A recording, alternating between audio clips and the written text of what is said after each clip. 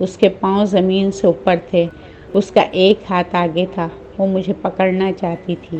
میں باہر کی طرف بھاگا مگر وہ میرے قریب آ چکی تھی۔ میں سیڑھیوں تک پہنچ چکا تھا مگر توازن برقرار نہ رکھ سکا اور لڑکتا ہوا سیڑھیوں پر سے نیچے جانے لگا۔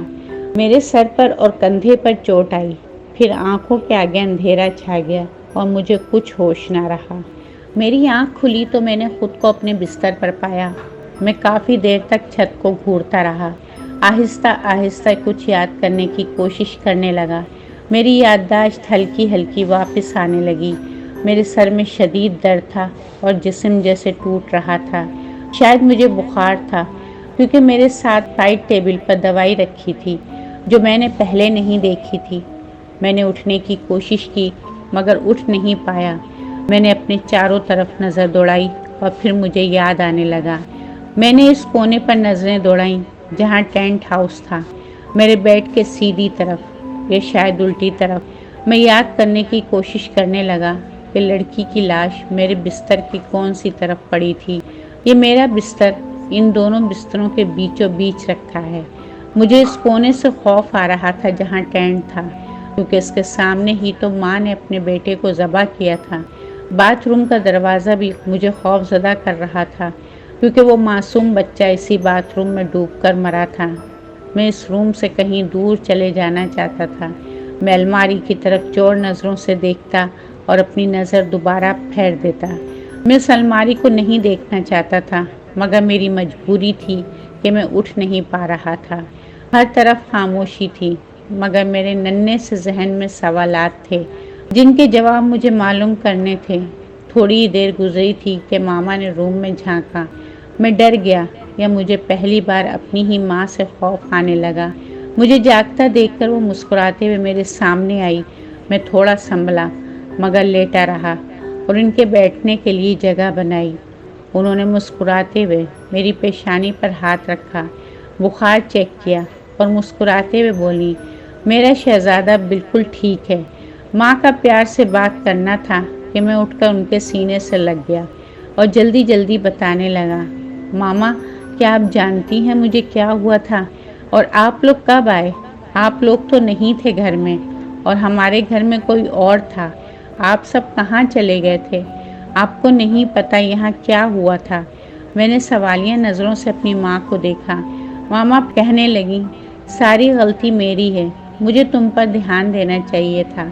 ماں ہو کر میں اتنی غافل کیسے ہو گئی کہ مجھے یہ تک پتہ نہ چل سکا کہ میرے بیٹے کو نیند میں چلنے کی عادت ہے۔ تم نیند میں چلتے چلتے باہر کا دروازہ کھول کر سیڑھیوں سے نیچے گر گئے تھے۔ اوپر جو ایک بوڑھے چائنیز انکل رہتے ہیں، انہوں نے بتایا کہ ان کا پالتو کتا لگاتار بھونکے جا رہا تھا۔ جب کافی دیر تک اس کا بھونکنا بند نہ ہوا تو میں نے سوچا شاید یہ باہر جانا چاہتا ہے۔ انہوں نے اپنے کتے کو پٹا باندھا اور جیسے ہی دروازہ کھولا، کتا اپنا پٹا چھڑا کر نیچے کی طرف بھاگا۔ یہ اس کے پیچھے بھاگے تو ان کی نظر تم پر پڑی۔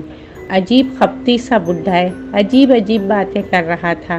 یہ وہ جاہل لوگ ہیں جن کو بیماری کا نہیں پتہ، یہ بس اپنے پرانے فلسفے لا لا کر دوسروں کو پاگل بناتے ہیں۔ خیر اس بات کو جانے دو، اور کل ہم تمہیں ڈاکٹر کے پاس لے کر جائیں گے تاکہ تمہاری یہ بیماری ختم ہو جائے۔ ماما تو چلی گئی اور میں فادر کے پاس جانے کا سوچنے لگا مگر جاتا کیسے؟ میرا ایک ایک جوڑ دکھ رہا تھا۔ بخار کی وجہ سے مجھے ٹی وی لاؤنج میں ٹی وی کے آگے صوفے پر لیٹنے کی اجازت مل گئی تھی۔ آگے کی 2 راتیں میں نے وہیں گزاری۔ طبیعت کچھ سنبھلی، میں دوبارہ فادر کے پاس پہنچ گیا اور ایک ایک حرف فادر کو بتا دیا۔ فادر نے مجھے کچھ دعائیں لکھ کر دی اور ساتھ ہی بائبل بھی دی۔ وہ چھوٹی سی تھی اور مجھے کہا یہ پڑھ کر سویا کرو۔ میں گھر آیا، بائبل کو اپنے روم میں رکھا، بیڈ پر بیٹھ کر دعائیں پڑھیں اور روم سے چلا گیا۔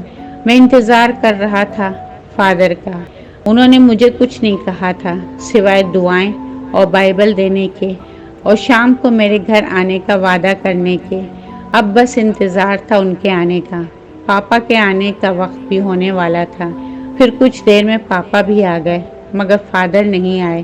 میں نا امید ہونے لگا تھا۔ گہری ہوتی شام مجھے ڈرا رہی تھی۔ میں کچن میں بیٹھا ماما کو کام کرتے دیکھ رہا تھا۔ کہ دروازہ بجا۔ میں بھاگ کر دروازے پر گیا اور میری خوشی کی انتہا نہ رہی جب میں نے فادر کا مسکراتا ہوا چہرہ دیکھا۔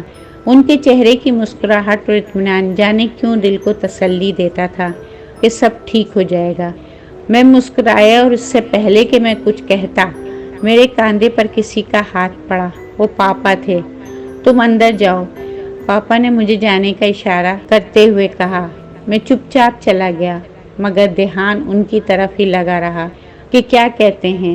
فادر پاپا کے ساتھ ٹی وی لاؤنج میں بیٹھ گئے۔ وہ لوگ بہت آہستہ آہستہ آواز میں بات کر رہے تھے۔ کافی دیر تک بات چلتی رہی۔ مجھے کچھ سنائی نہیں دے رہا تھا، حالانکہ میں دروازے سے ہی لگ کے کھڑا تھا، مگر بیکار۔ پھر پاپا نے مجھے بلایا اور کہا، آج سے تمہاری تربیت کا ذمہ ان پر ہے اور مجھے شکایت نہیں ملنی چاہیے۔ میں کچھ نہیں بولا، مجھے کچھ سمجھ ہی نہیں آیا۔ پھر وقت گزرنے لگا۔ میں چھوٹی عمر سے ہی فادر کی تربیت میں آ گیا۔ پہلا ایک ہفتہ مجھے چرچ میں ہی رہنا پڑا۔ میں نے فادر کو سب بتا دیا، مگر نہ جانے کیوں ان کا رویہ بدل گیا تھا۔ وہ بس مجھے بچاؤ کے راستے، دعائیں، اپنے روم میں رکھنے کے لیے چیزیں دینے لگے۔ اس ٹاپک پر کوئی بات نہیں کرتے۔ کچھ شیشے پر لکھی دعائیں جنہیں کمرے میں لگانا تھا، میں بس وہی کرتا رہا جو وہ کہتے رہے۔ اس سے ایک فائدہ یہ ہوا کہ اب مجھے روم میں وہ عورت نظر آنا بند ہو گئی تھی، مگر کبھی کہیں راستے سے آتے جاتے کسی سنسان گلی میں یا سڑک کی دوسری جانب جب رات ہوتی تھی تو مجھے دکھتی تھی۔ میں اتنا سمجھ گیا تھا اب قریب نہیں آ پائے گی، مگر خوف ساتھ ساتھ چلتا رہا۔ میں کبھی تنہا نہیں رہا، ہر وقت اس کی موجودگی محسوس ہوتی تھی۔ وقت گزرتا گیا، میں اسکول گیا، پھر کالج اسٹارٹ ہوا، دوست بنے، میں خوش رہنے لگا تھا۔ میں نے کبھی کسی کو محسوس نہیں ہونے دیا کہ کیا مسئلہ ہے میرے ساتھ، اور میرا بچپن بھی دوسروں سے الگ رہا ہے۔ ایک دن جب میں کالج جاتے ہوئے آدھے راستے سے واپس گھر آیا، مما سے فیس کے پیسے لے کر نیچے اترا تو باہر کاؤنٹر پر جہاں فلیٹس کے لیے رجسٹریشن ہوتی، ایک جوڑا کھڑا تھا۔ وہ لوگ ہنس ہنس کر آپس میں بات کر رہے تھے۔ میں تو جانے لگا تھا، مگر مجھے میرے جوتے کا تسمہ کھلا ہوا نظر آیا، جسے باندھنے کو میں جھک گیا، اور شاید میرا چہرہ جھکا ہوا تھا۔ تبھی ان لوگوں نے بے فکری سے ہمیں موضوع گفتگو بنایا۔ میں سر جھکائے بیٹھا تھا کہ عورت کی آواز آئی، ہاں ہاں، ایسا بھی کیا پیسہ بچانا کہ اپنے بچے کے ساتھ اس فلیٹ میں جا کر رہو جہاں ان کے آنے سے صرف ایک ہفتہ پہلے ماں نے پاگل پن میں آ کر ساری فیملی ختم کر دی اور خود کو الماری میں پھانسی لگا دی۔ میں نے تو اسی دن اس کے برابر والا فلیٹ بھی چھوڑ دیا تھا، وحشت کے مارے۔ دوسرا شخص جو ساتھ کھڑا تھا اس نے بھی حصہ لیا۔ میں نے تو پہلے انہیں سب بتا دیا تھا، مگر پھر بھی یہ لوگ رہنے آ گئے، اور بچے کی چیخیں تو ہمیں بھی سنائی آتی تھیں، اور شاید فادر بھی آئے تھے۔ ہاں، کاؤنٹر پر بیٹھے انکل نے کہا، عجیب ڈھیٹ فیملی ہے، سستے کے چکر میں بچے کو آدھا پاگل بنا دیا ہے۔ وہ لڑکا عام لڑکوں کی طرح نہیں رہا، ہر وقت نفسیاتی سا لگتا ہے۔ اوہ بیچارہ بچہ، خاتون نے افسوس کا اظہار کیا، اور میں سن ہو کر رہ گیا۔ یعنی کہ پہلے دن سے وہ لوگ سب جانتے تھے، یعنی سب کچھ جو مجھے اس روح نے دکھایا سچ تھا۔ کیا ایک میں ہی لا علم رہا؟ میری ہر تکلیف، میرا ڈر، مجھے مار کر چپ کرانا، میرا تنہا راتوں کو ماما پاپا کے کمرے کے باہر ان کے دروازے سے لگ کر سردی میں سونا، میری دعائیاں، منتیں، میرے خوف، میرا رونا، مدد کا نہ ملنا، وہ سب ڈرامہ تھا۔ سب جانتے بوجھتے مجھے اسی کمرے میں سلایا گیا۔ میری کہی کہانی سچ تھی۔ مجھے دوائیاں کھلائی گئیں کہ میں نشے میں پڑا سوتا رہوں اور اس چیز کو مجھے ڈرانے کا موقع نہ ملے۔ نیند میں چلنے کی بیماری کا بہانہ بنانا، اپنے سکھ کی خاطر مجھے دوہری زندگی گزارنے پر مجبور کرنا، میرا بچپن مجھ سے چھیننا۔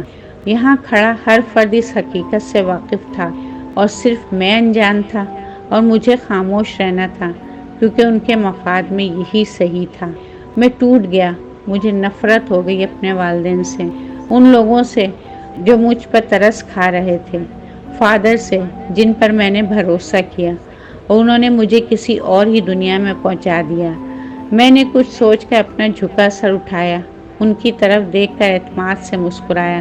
مجھ پر نظر پڑتے ہی وہ لوگ چونک گئے، مگر میں نے پرواہ نہیں کی۔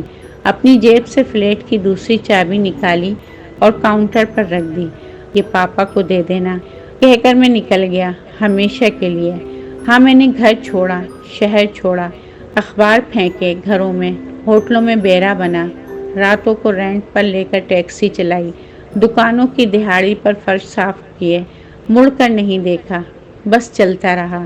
ایک رات میں گاڑی میں کسٹمر لینے سے پہلے ایک دکان پر گیا، کچھ چپس اور جوس لینے، کیونکہ رات کو گاڑی چلاتے بھوک بھی لگتی تھی اور سردی بھی بہت تھی۔ میں جیسے ہی دکان سے باہر آیا، سامنے روڈ کے اس پار وہ کھڑی تھی، مجھے گھورتی ہوئی۔ میں اسے دیکھتا گیا اور ہوش جیسے جاتا رہا۔ میرا ذہن معاف ہو چکا تھا، میرے ہاتھوں سے سامان گر گیا، مگر مجھے پتہ نہیں چلا، اور اسی وقت کسی کی گاڑی کا توازن بگڑا اور گاڑی مجھے اڑاتی ہوئی نکل گئی۔ میں مکمل بے ہوش نہیں ہوا تھا، کیونکہ میرا ذہن میں کبھی اندھیرا ہوتا اور پھر میری آنکھیں دنیا دیکھنے لگتی۔ لوگوں کی مختلف آوازیں آ رہی تھیں۔ اوہ گاڈ، دیکھو دیکھو اسے، مر گیا کیا؟ نہیں، زندہ ہے، جگائے رکھو، پولیس کو کال کرو، ایمبولینس بلاؤ۔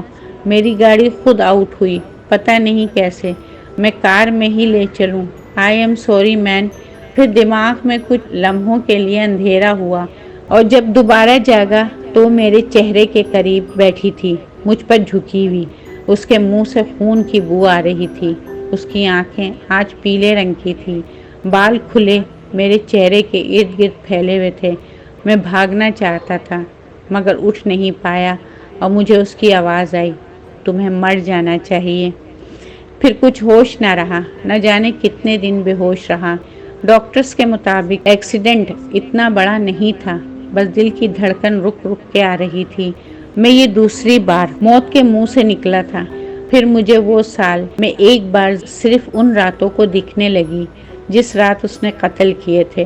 وقت گزرا، میں نے شادی کی، میری 2 بیٹیاں ہیں، اور میری بیوی سب جانتی تھی۔ وہ گھر میں ہر مذہبی امور نبھاتی رہی کہ مجھے کچھ نہ ہو۔ اگر سچ کہوں تو وہ نہ ملتی تو میں یوں ہی در بدر رہتا۔ آج میری عمر 68 سال ہے۔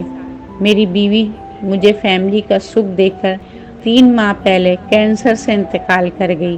میری ایک بیٹی اپنے شوہر اور بچوں کے ساتھ میرے گھر ہی پر رہتی ہے، کیونکہ اسے پتہ ہے کہ پاپا کا خیال رکھنا ہے، اور یہ بھی میری بیوی کا ہی مجھ پر احسان ہے۔ ہاں، ایک بات بتانا تو میں بھول ہی گیا۔ جب میں نے شادی کی تھی تو ایک بار کال کر کے اپنے والدین کے بارے میں پتہ کیا تھا، اور مجھے پتہ چلا کہ میرے پاپا میرے جانے کے کوئی 1 ماہ بعد سیڑھیوں سے گر کر یہ دنیا چھوڑ گئے، اور گرنے سے پہلے ان کی چیخوں کو سب نے سنا تھا، گویا کسی سے بھاگ رہے ہوں۔ اور ماما نے شاید میرے اور پاپا کے چلے جانے کے صدمے سے اسی الماری میں خود کو پھانسی لگا لی تھی۔ اب جانے خودکشی کی تھی یا کچھ اور، مگر میں نے ہمیشہ اپنے بچوں کی ہر بات سنی، کیونکہ میں جانتا تھا کہ نہ سننا تکلیف دہ ہوتا ہے۔